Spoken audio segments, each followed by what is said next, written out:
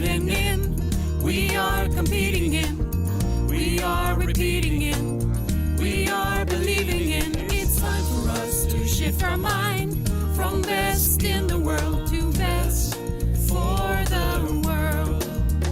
Make decisions intentional, to take decisions intentional, making decisions intentional.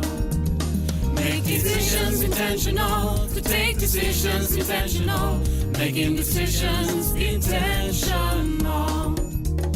It creates a new world to mind a shift, intentionality, perceptuality, conceptuality. We are choosing to shift our mind to best for the world, best for our world. Make decisions intentional, to take decisions intentional, making decisions intentional. Make decisions intentional, to take decisions intentional, making decisions intentional.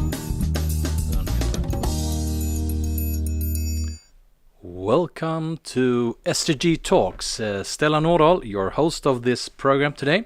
We're going to have some live updates on the Sustainable Development Goals and leave no one behind. That's the, I would say, best sentence of the whole SDGs actually, because there are many ways to look at the Sustainable Development Goals by the United Nations, we are a lot of co-creators on this world that want to express how we can together take us in more steps in the direction of what is best for the world, connecting the SDGs to ourselves and to our daily lives and also to our organizations and society. And the two of us, Michael Cillian and I, we're going to have some live updates on where are we going, and how can we maybe go a little bit faster. I don't know exactly what we will find out in this dialogue, but I'm sure that we will probably take one more step in the direct direction of leave no one behind. So warmly welcome to Michael Cillian, Captain Future also known as. What is your take on the SDGs? You have been into this journey for a while, 2015 and forward. Yeah, I was on the SDGs before they were the SDGs, I guess. Like the whole this sustainability, no one left behind, and but it's around that time that I found also Buckminster's Full and his quote that says it has to be everyone or no one. We live on this planet, and we have to get along as one civilization, one crew. Yeah, we are all crew members on Spaceship Earth, as you would like to put it. So we are on an endeavor, and we are also on this trip for a while, and we're also going to leave it to coming generations. And I actually had a very interesting conversation the other week when someone said, "Oh, you're into sustainability. Is that because of the environment?" Well, can call it whatever, but for me it's for the future coming generations. Yeah, like this it's for the environment, that thing, like they live outside it. When actually they don't. We live on this planet together. Yeah. This is what we inherited from our ancestors, and what we're also going to leave behind when we hopefully leave in a better shape than when we came. So what do you say, Michael? We have been focusing on the Sustainable Development Goals for now 7.5 years or something like that. And we are almost halfway. Almost halfway there, and we haven't even begun the hard work. We have begun the easy work of talking about it and doing small scale startups, innovation. There's all, like, you don't see in the news, there's like thousands and thousands of interesting large and small scale entrepreneurs doing all kinds of interesting solutions to the problem we have. So there's a lot of progress there, but as a whole, as a society, we still talk about banks and bitcoins and cars and things like that. The large conversation is not there. even if there's a lot of people talking about the small conversations. So since we're halfway there, it's time to talk about the bigger conversation. Yeah. Yeah. So what I've been into the last years is that finding maybe not the small ones, because I mean we are in some sense we are seen as consumers that should do some kind of informed choice, more or less. And as I see it, it's actually this is just a tiny part of it. It's actually more into how we produce, how we engage in communities, and how we actually show up to the world together as a community. And I've been focusing on some of the topics. One of them is food production. And that is extremely interesting, as we have the whole chain. It's actually seen as a chain, but I would say it's more like a ecosystem of some kind. But as long as it's supposed to be a circle, but it's really not now. Yeah, it's often expressed as a value chain, or a production chain, or whatever chain. And the interesting thing is that it's more linear than you could ever believe. Yeah, like we don't take what some people call the night soul into equation, that what we leave behind when we eat in the food, and we don't eat, and even our own bodies that's supposed to go back to the ecosystem, we keep them in separate areas called churchyards or stuff like that. Like all the things that's supposed to go back into the system, we don't, and instead we put all kinds of external molecules and atoms into the system that's not supposed to be there, that does all kind of funny stuff to the ecosystem. Yeah, and talking about the food system, for instance, and the whole ecosystem of food production, food processing, food transportation, food delivery, and food consumption, and so on. There are so many, I would say, easy mind shifts to do to easily find more sustainable ways of working, or more sustainable ways of both work and look at the system. We can take an example. When you produce something, you often use the soil, for instance. We take out stuff out of the soil. We grow things and so on, and but very seldom we put back what we have taken. So we put back maybe nutrients that are not from the system itself. It's like an external. Like it's not a circle. It's we take from somewhere that's a finite resource, and we put it in, and then we don't take care of what it comes out. And that's very strange when you look at it, actually, because it could have been that we had a circular system. We can take the human system, for instance. When we eat something comes in and something goes out. We flush it down the toilet. It's like a water closet that has been around not that long. It's just 100 years ago that we invented the water closet, and today we take for granted that this is the way we should do it. We don't even reflect on it. So we don't put back what we have taken. Just starting to think about that is almost like extreme when you dig into how much energy, how much nutrients, how much that we just waste. And there are also the aspect of all the other things we put inside our body that's not supposed to go back to nature, like hormones, medicines, and things like that. That's not supposed to go out there, and we can see that it fucks up, like the Baltic Sea. They're full of things that aren't supposed to be there. So this is what very often happens instead, that we it ends up in the wrong environment, or wrong place. But for that thing is like the thing I've been meditating a lot about. What is the collective actions of a society, collective value creation? We do, as humans, we do four things. We create value or produce value. We transform value that the other produced, and we consume that value for ourselves, like eating food, or use clothes, or listen to music, or or living in a home, and we also do the most bad thing, that is destruction of value.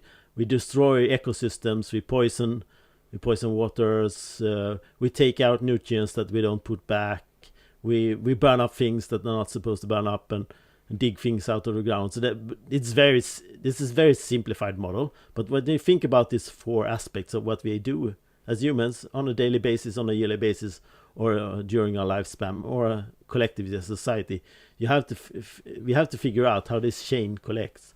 How do we create more value and destroy less value, while still transforming and consuming value? But The consuming is not the problem. No, consumption is not the problem. No, not. It's the destruction. It's the destruction, and also the linear system of linear. How we both produce, transport, and then consume.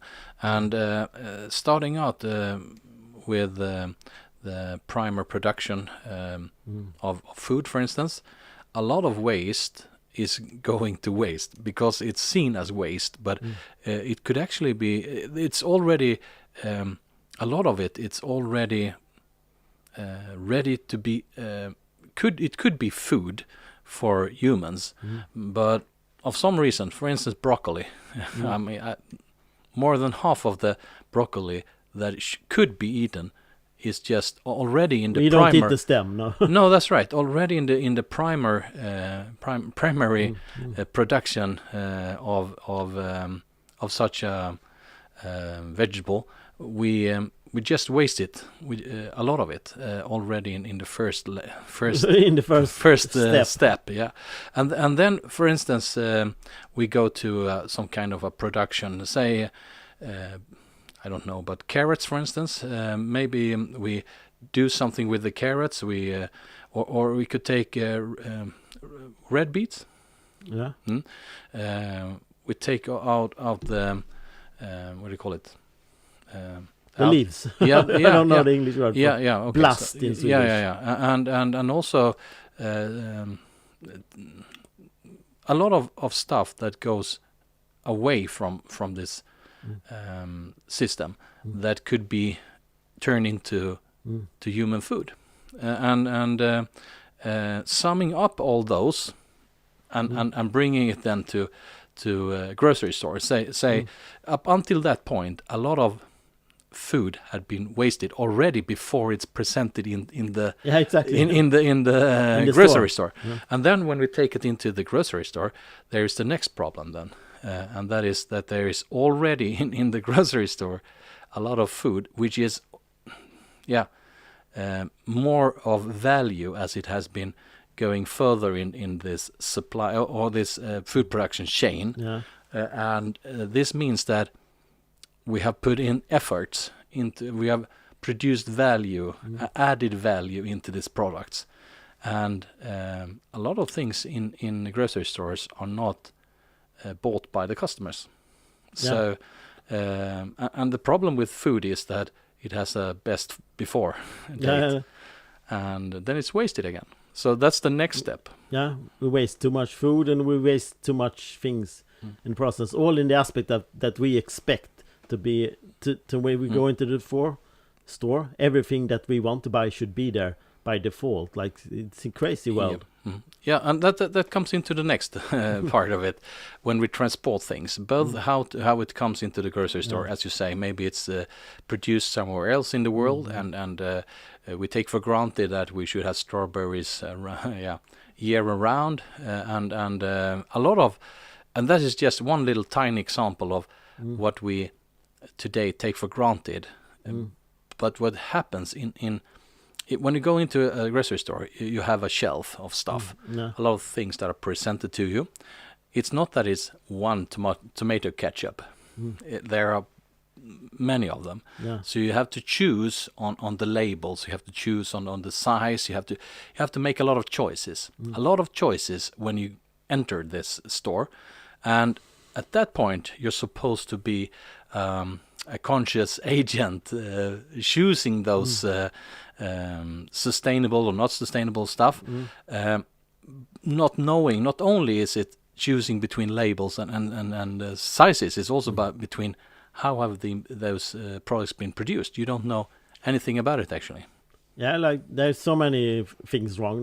The first one is like that you put the blame on us as consumers, that we are supposed to make the right choices in the store, not the store itself that are supposed to present only sustainable things for us, because in the end, in a 100 or 200 years time, all the things that's not sustainable will go away by default.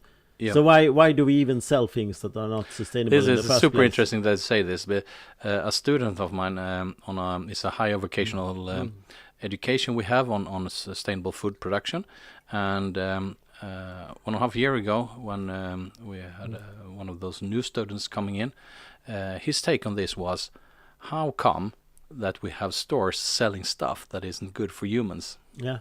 And that's interesting in itself. And when he said it, it was like it almost struck me. How come? How can we come to a point where the only way to sort out stuff is when you buy it? Why don't we sort it out already when we it's upon produce us as consumers to be expert in everything that's in the store. That's impossible.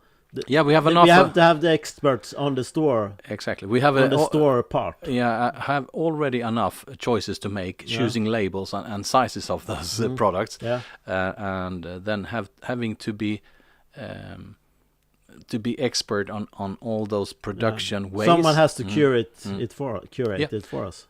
Definitely, that's an interesting thing. And then we have, of course, those transportations that, and I think that is maybe the easiest thing you can easily see. But then we bring stuff home also, of course, and a lot of products that we buy for food will end up again somewhere else. Some of it is known, but almost impossible to see. For instance, yogurt. You have even if you empty the package, there is still yogurt left, but we have worked on it. So producers producing packages for yogurt, they have really gone into how can we get as much out of it as possible. But then in the fridge, a lot of things are, you don't really see it maybe, and all of a sudden it has been passing the best for turn bad or something.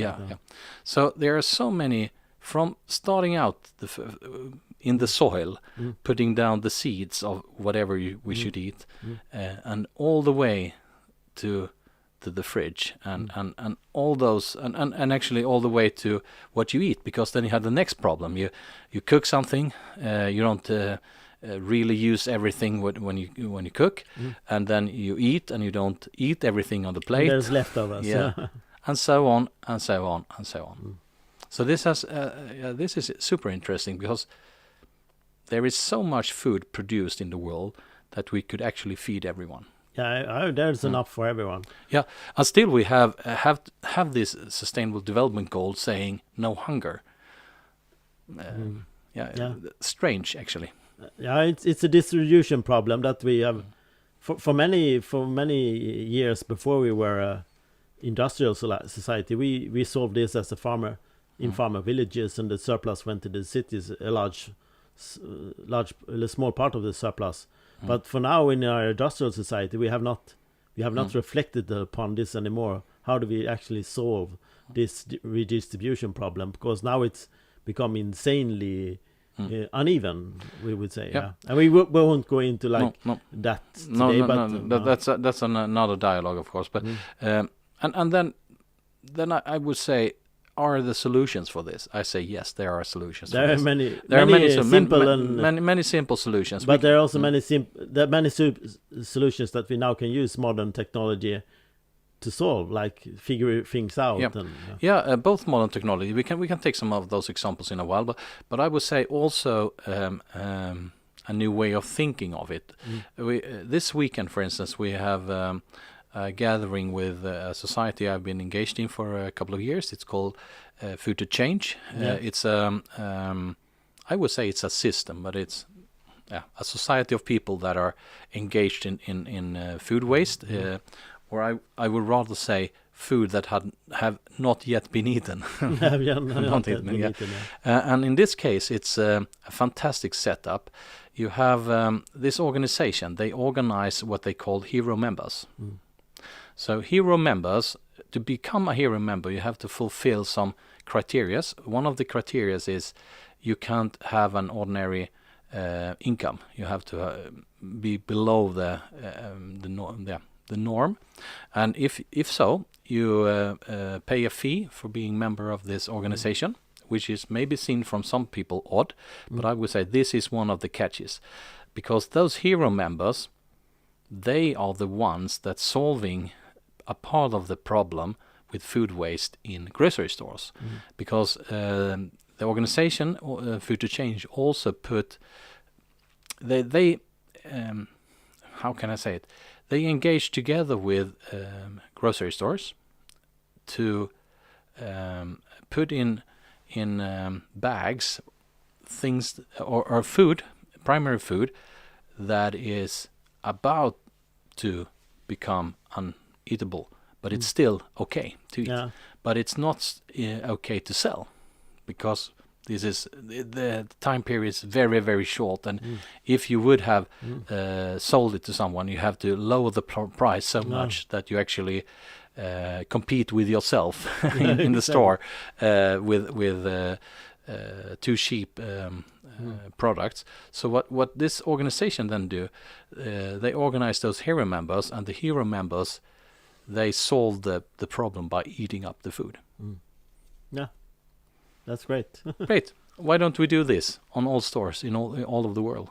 Yeah, like really figure out how to solve this problem. And like the most appalling figure I heard during the last year was when Nate Hagen talked about the food chain. He said that on average, food in especially United States, they use 11 times the amount of energy to produce it that's actually in the food, and that's on average. Some food probably just 40, 50, or some food can maybe go down to 3-4 times the energy put into it, but on average, and that's like insane, and most of that energy from fossil fuels as well. So and we know fossil fuels are running out. We have reached peak oil. This is not sustainable anymore, and we can and if people think the inflation and the cost going up on food now is crazy, wait 10 years when we're really gonna see the cost of reducing the food we do today. So what I'm also wanted to mention is that in all of those steps from primary production all the way to when we supposed to eat the food, there are ways to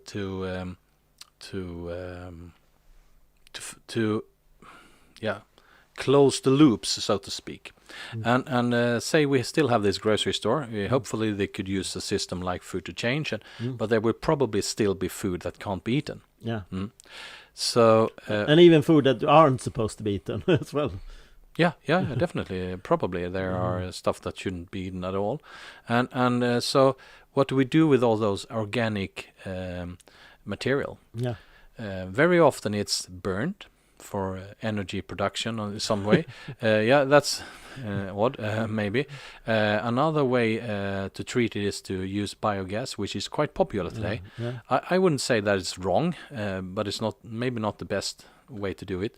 It's still not only energy that is part of this leftovers. It's also the nutrients itself. Yeah. Could it be put back to the soil? And there is a fantastic system which I believe could be one of the solutions in grocery stores around the world, and that's a compost. At some level in society, we decided that we should leave the compost. A lot of people have it maybe in the gardens and so on, but not in a larger scale. No. But this solution makes it possible to do it in a larger scale. It's a machine and making compost of for instance, something you haven't eaten. Let's say a piece of meat or vegetables or whatever that is in the grocery store, and instead of throwing it away, you put it into this machine, and then 24 hours later, it's turned into this nutrient compost, which you can use for putting it back into the soil. Yeah. So it's a very interesting setup, but the problem is that when we have those producers of the primary, let's say wheat or corn or whatever, they're not used to put this on the soil. They are used to put something else. Yeah. So we still have some ways to walk before we get there, but the way of walking and the distance is, it's not far away. We could do it in quite a short time period. If we put our minds to it, we can switch in a year. Some of the systems. Some of the systems, yeah. And when that begins, we will start asking questions about our food that we don't ask today. Yeah, probably. And also, what have your food been eating? Yeah, what have your food been eating? Yeah. Even plants eat food. Yeah. They eat nutrients from the soil, definitely. and energy from the sun, and water from the soil. And all of the animals we have in the animal production, in the animal food production, they also eat stuff. So what do we feed them with? And so we have, I would say, and like the most horrible thing is, of course, the salmon farms. What have the salmon been eating? Yeah, I wouldn't say worse, but maybe it's not nice. but there are a lot of those, Michael. So what we need to do here is like, we need some kind of a framework for how can we make decisions that are, we can call it best for the world. Best for the world, yeah. How do we do that, and how do we apply it on a food system, for instance? And the SDGs, I mean, food is quite big because it affects a lot of the sustainable development goals. Let's say no hunger is one of them. Another one is ecosystems. Another one is life below water. Fishing is interesting in itself, because when you take out fish from the ocean, you don't have to pay for it. No. So it's you it's have free. those quotas, of course, but it's quite there is no limits actually. The quotas, but that's just some kind of an agreement, so a strange system in some sense. Yeah. So to taking new steps, I would say it's quite easy to take them, because as soon as we have seen it, I would say. Some of the revelations, more or less, that I've had in the food system, let's say last 3 years, it's hard for me to unsee them. Yeah. And something not only needs to be done. That's the system itself. It needs to be done. But from my point of view, we can't. At least that's how I see it. Not do it, because it's impossible to not do something about it. Yeah. So I'm quite hopeful concerning the SDGs. And I also believe that we as humans are more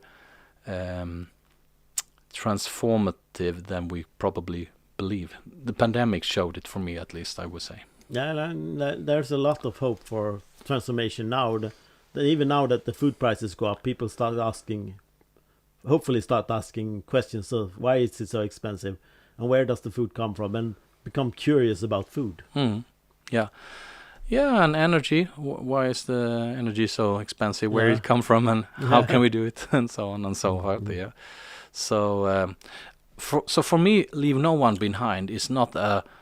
It's not a passive action. A passive way of thinking about it.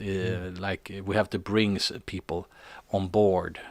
Yeah. I would say, leave no one behind means actually we are a lot of people that can take action. Yeah. So that's how I see it. And I mean, Agenda 2030. I've been thinking of it since the first day I heard Agenda 2030 is beyond 2030. That's how I think of it. It has to be a system or a framework that is more sustainable than up until 2030. Yeah. Exactly. Like it has to be a path forward for humanity. a way of working, a way of looking at things, some kind of principles taking us further, but also helping us to take decisions, guiding principles or whatever we can call it. So that's a small conversation on the SDG Talks topic. Especially on food. Especially, okay. There are a lot of interesting topics, of course, in the SDGs, and equality is one of them. I believe that we can do plenty of more very easy steps to take to increase the level of equality. Yeah. So, but that maybe could be another topic for another SDG talk. Yeah, it could. Yeah. So, anything else you want to add up or sum up with this? Yeah, like we had a fairly good conversation about food and value and food chains and create chains, and stop talking about linear chains, start thinking about circular chains. Where does it all come from, and how do we put it back? Yeah, and seeing it as a whole system. So thank you very much for joining us. Let's put it back. Let's put it back, yeah. Take care. Bye.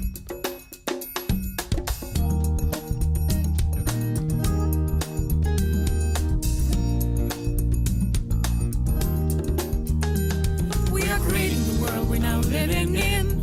We are competing in. We are repeating in. We are believing in. It's time for us to shift our mind from best in the world to best for the world.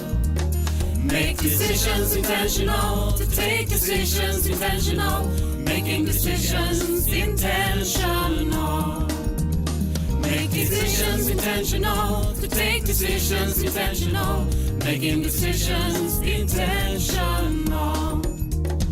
It creates a new world to mind a shift, intentionality, perceptuality, conceptuality. We are choosing to shift our mind to best for the world, best for our world. Make decisions intentional, to take decisions intentional, making decisions intentional. Make decisions intentional, to take decisions intentional, making decisions intentional.